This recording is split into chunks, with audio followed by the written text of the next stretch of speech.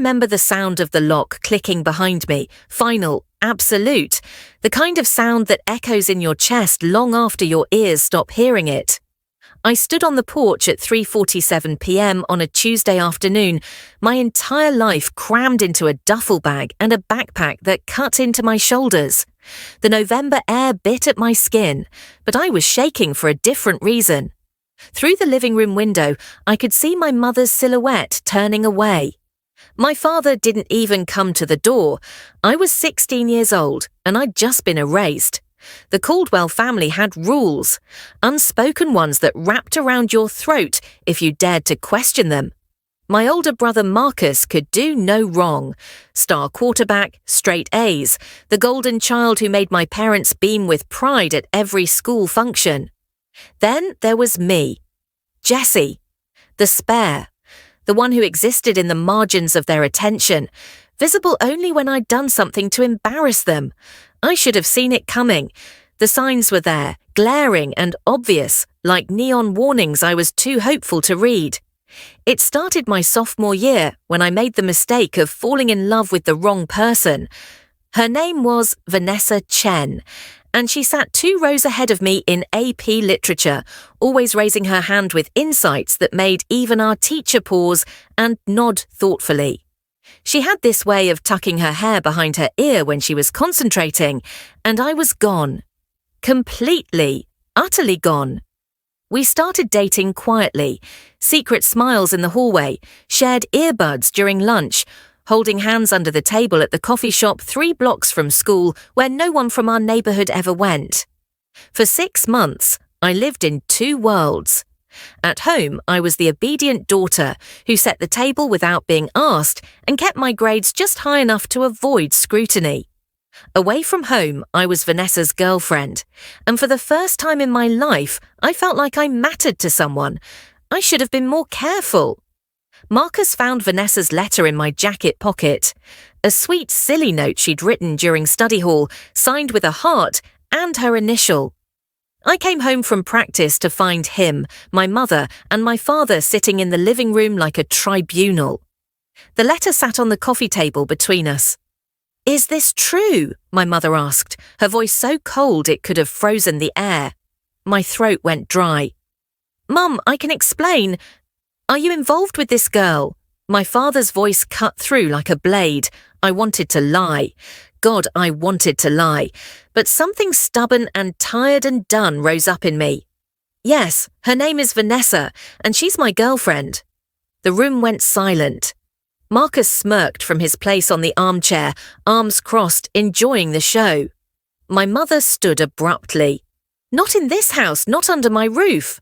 Mum, please, we will not tolerate this lifestyle in our family," my father said. "You'll end this immediately, or you'll leave."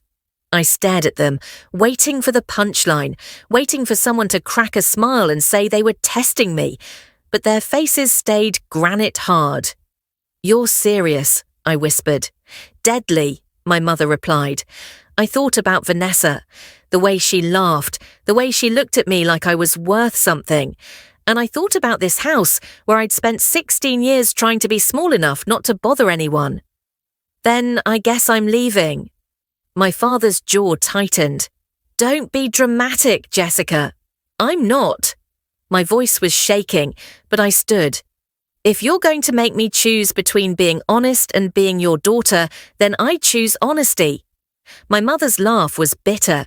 "You think you're brave? You're a child. You'll come crawling back in a week." "No," I said quietly. "I won't." 20 minutes later, I'd packed what I could carry.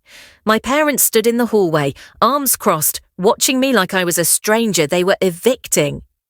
"When you walk out that door," my father said, "don't expect to come back." I looked at him, at my mother, at Marcus, who wouldn't even meet my eyes.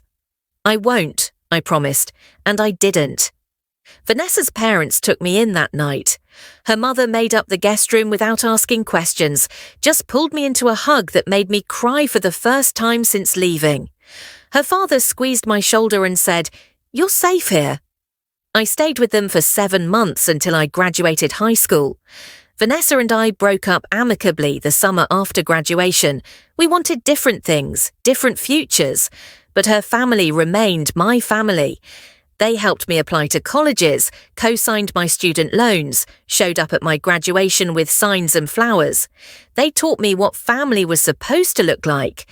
I went to community college first, working 3 jobs to cover what scholarships didn't. Then I transferred to a state university, majored in business management, and clawed my way through every obstacle with a fury that surprised even me. I wasn't just surviving, I was building something.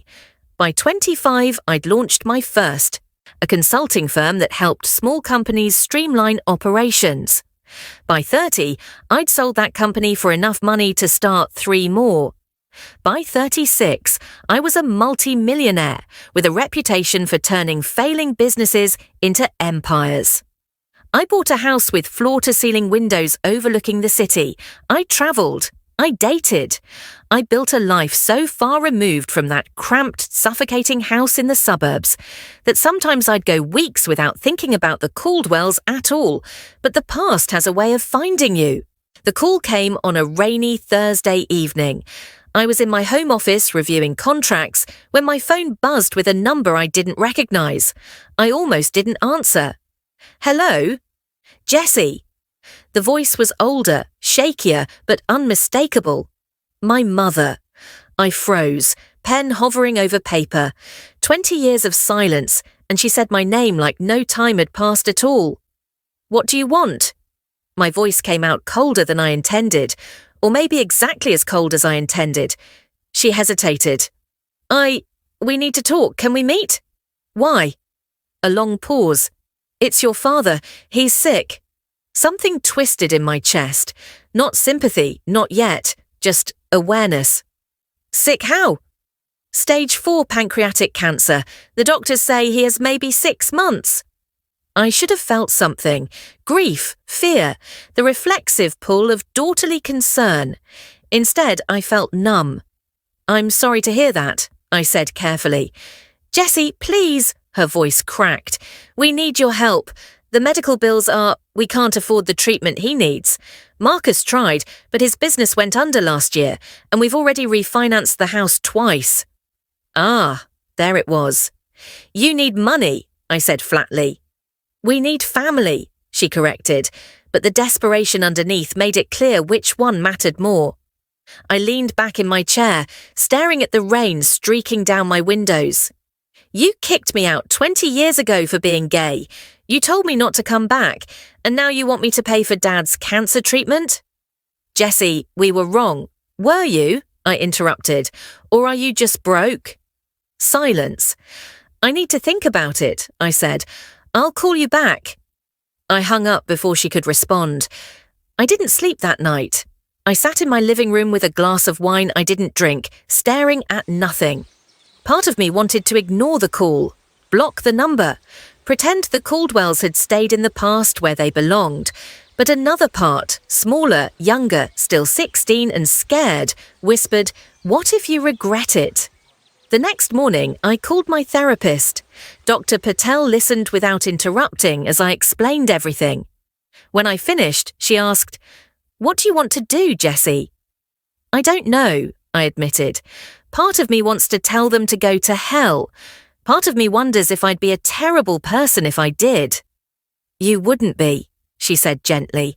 But let me ask you this. What would closure look like for you? I thought about that for a long time. 3 days later, I agreed to meet my parents at a cafe near their house.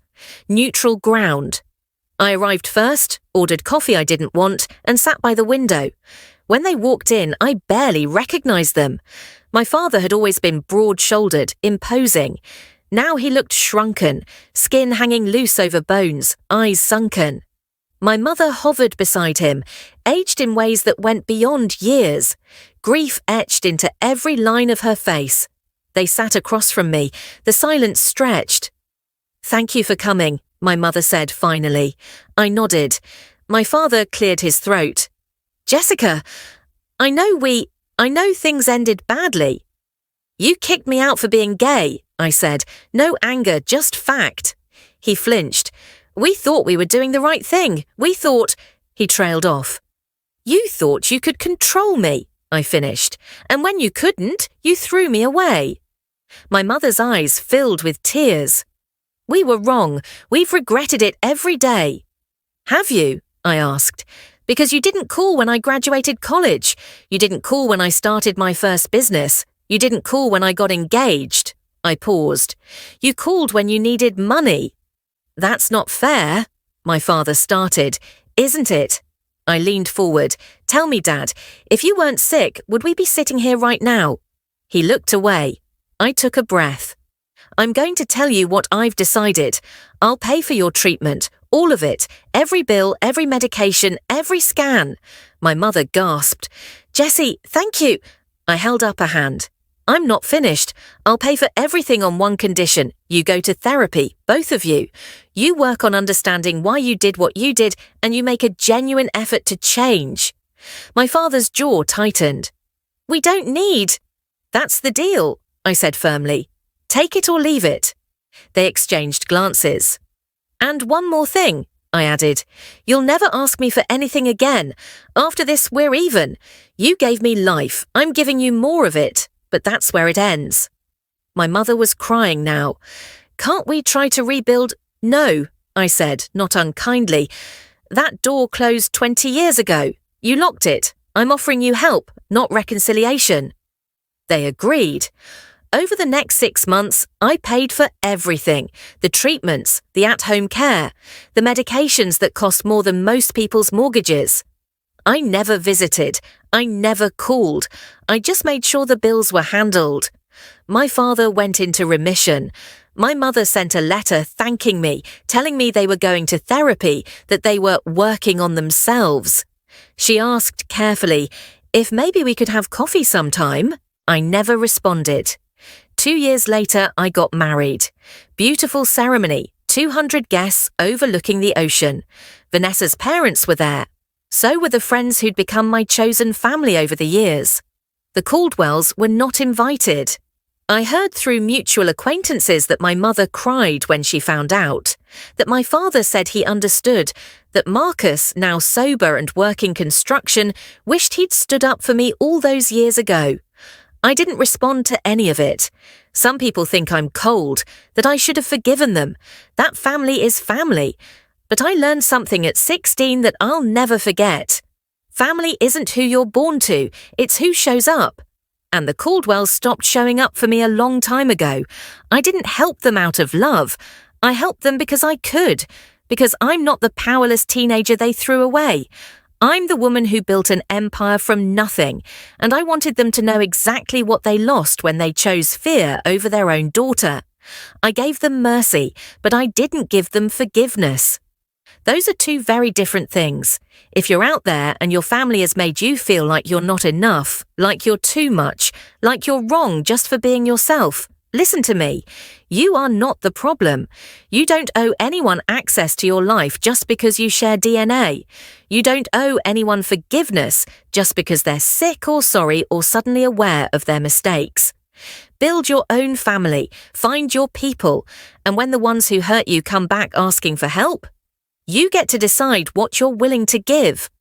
I chose closure over reconciliation, and I've never slept better.